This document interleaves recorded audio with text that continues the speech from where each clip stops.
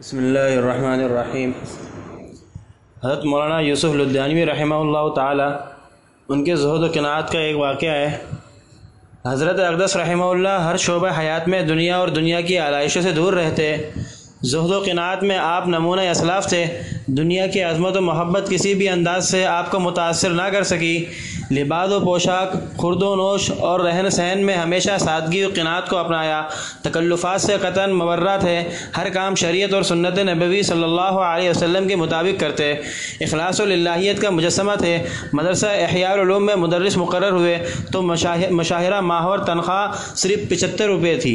اس قلیل تنخواہ پر اکتفا فرمایا۔ کبھی قلت تنخواہ کا شکوہ نہیں کیا۔ جب تک رہائشی مکانات مدرسے میں تعمیر نہیں ہوئے، مدرسے سے متصل ایک بلڈنگ کے بالا خانہ میں، جو صرف چھوٹے سے ایک کمرے اور مشکل سے 2-3 چارپائیوں کے صحن پر مشتمل تھا اور اس میں بجلی پانی کا نام تک نہ تھا، کافی مدت اس میں گزر و اوقات کیا۔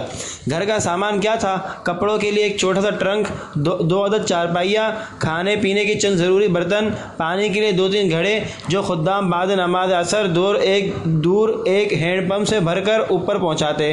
ایک بار نماز فجر کے بعد اچانک ہمارے کمرے میں تشریف لائے۔ ٹھنڈا میٹھا موسم تھا۔ یہ ناکارہ کمرے میں نماز فجر کے بعد سو رہا تھا۔ نہایت پیار بھرے انداز میں آہستہ آہستہ اپنی مبارک ہتھیلی سے اس ناکارہ کے گالوں کو سہلانے لگے۔ اچانک نیند سے بیدار ہوا تو حضرت اقدس کو سامنے کھڑا پا کر ہڑبڑا گیا۔ نہایت شفقت سے فرمایا کہ نماز فجر کے بعد سویا نہیں کرتے، یہ تلاوت کا وقت ہے۔ بندہ خاموشی سے اٹھ کر کمرے سے باہر چلا گیا۔ بعض مرتبہ کئی ماہ تنخواہ نہ ملی، تب بھی حرف شکایت زبان پر نہ لائے۔ ایک بار شعبان رمضان کی تعطیلات کے بعد شوال میں مدرسے آئے۔ غالباً 2 ماہ کی تنخواہ 150 روپے کی یک مشت ملی۔ 50 روپے اپنے گزارے کے لیے رکھ کر باقی 100 روپے میں سے 50 روپے بنام مولانا حکیم محمد حسین صاحب اور 50 روپے بنام چودھری عبدالباری منی آرڈر کر دیے۔ منی آرڈروں کے کوپن میں یہ عبارت تحریر فرمائی: 100 روپے ضرورت سے زائد تھے، لہذا 50 روپے ارسال خدمت ہے، اپنی کسی ضرورت میں خرچ کر لیجئے۔ منی آرڈر چونکہ میرے ذریعے ڈاک خانے بھیجے تھے، اس لیے یہ واقعہ میرے علم میں آیا۔ اس سے حضرت اقدس کی صلہ رحمی اور زہد کا وصف اتم ظاہر ہوتا ہے۔ دیکھیں بھائی، یہ حضرت لدھیانوی رحمۃ اللہ علیہ کتنی بڑی ہستی تھی۔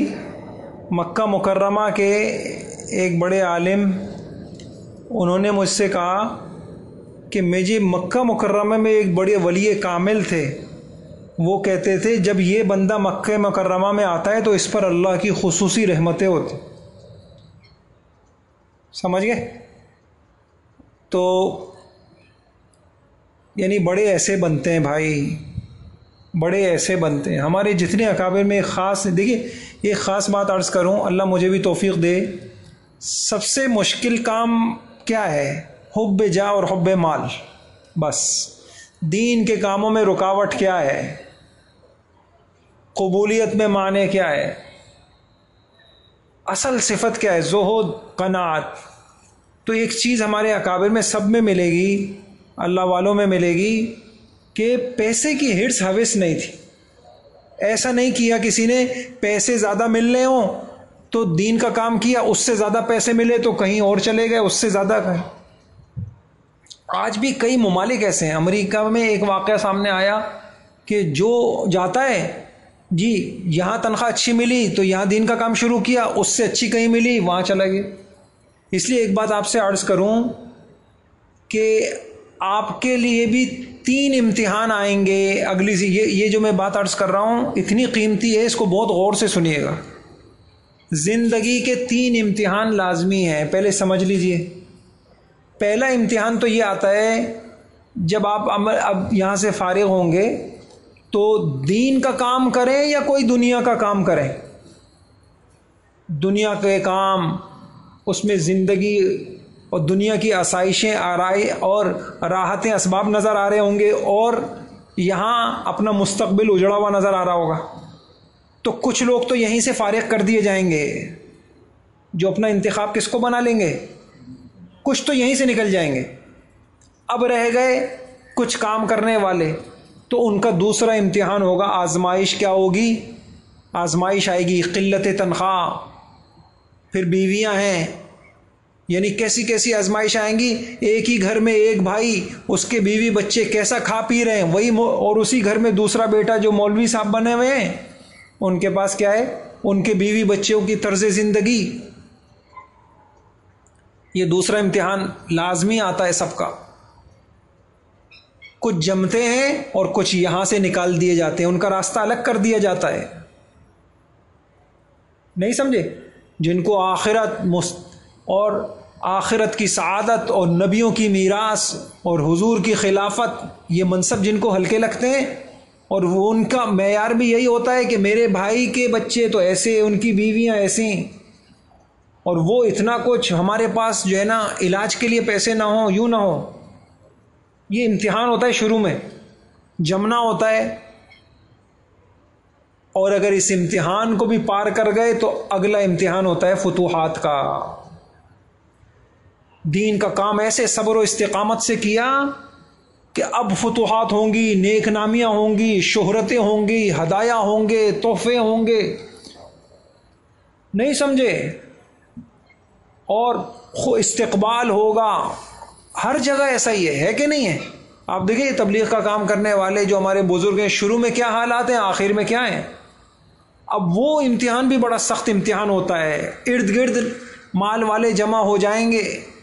اب کیا دیکھا جائے گا؟ اب دیکھا جائے گا کہ یہ دین کو دنیا کے عوض بیچتا ہے یا کیا کرتا ہے, اپنے دامن کو پاک رکھتا ہے.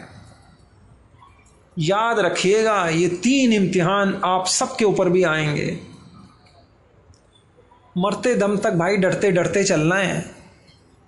اللہ نے تو بڑا انتخاب کیا ہے ہمارے لیے. اس لیے بھائیو میں آپ سے ایک بات عرض کی, اپنی نا نگرانی کیے گا. اب یہاں سے نکلیں گے نا تو اپنے آپ کو دیکھتے رہیے گا کہ یار میں بدل تو نہیں رہا ہوں, سوچیں میری بدل تو نہیں رہی ہیں. اور ہر اس صحبت سے بچیے گا جہاں آپ کی سوچ پہ اثر پڑے. مثلاً عموماً مالداروں کے ساتھ رہیں گے تو یقیناً آپ کے دل میں ناشکریاں پیدا ہوں گے, آپ میں, آپ کے بچوں میں غم پیدا ہوں گے, حسرتیں بڑھ جائیں گی. غریبوں کے ساتھ دوستیاں ہوں گی, شکر پیدا ہوگا. تو اپنے دل کی نگرانی کرنا کہ میرے جذبے, یار جب فارغ ہوا تھا تو بڑے اونچے جذبے تھے, یہ کیا چیز پیدا ہو رہی ہے. اپنی نگرانی ضرور کریے گا. جو لوگ نئی نگرانی کرتے نا تو وہ تیزی سے بدلنے ہوتے ہیں, پتہ جب چلتا ہے جب سارے بدل چکے ہوتے ہیں. کچھ سمجھ. اور ایک بات میں نے کہی, بلکہ بڑی کتاب ہے, علامہ محاسبی کی کتاب ہے, زبردست, عبد الفتاح ابو غدہ کا ان کے اوپر حاشیہ ہے بہت زبردست. اس میں نے کہیں پڑھا تھا کہ فتنہ دلدل کے مانند ہے. دلدل میں شروع میں قدم رکھ کے تو واپس آیا جا سکتا ہے, آگے جانے کے بعد واپسی. تو جب انسان بدل رہا ہوتا ہے, سوچے بدل نہیں. آپ نے دیکھا ماشاءاللہ سال لگا کے آئے, سوچے وہاں کچھ اور تھی, جماعت میں سوچے کچھ اور تھی, آخرت ہی آخرت. نہیں سمجھے؟ زندگیاں وقف کرنی ہیں اللہ کے دین کے لیے. کتنی تیزی سے بدلتی ہیں سوچیں. تو بہت زیادہ غور کرنا ہے کن لوگوں کی صحبتوں سے سوچیں بدل رہی ہیں, مزاج بدل رہا ہے, عادتیں میں تبدیلی آ رہی. یار یہ کیا بات, کل تک تو تکبیر اولیٰ کا اہتمام تھا, یہ کیا ہو رہا ہے میرے اندر. تو شروع ہی میں اگر واپس آ گئے تو آ گئے, آگے جانے کے بعد واپسی بڑی مشکل ہو جاتی. اللہ عمل کی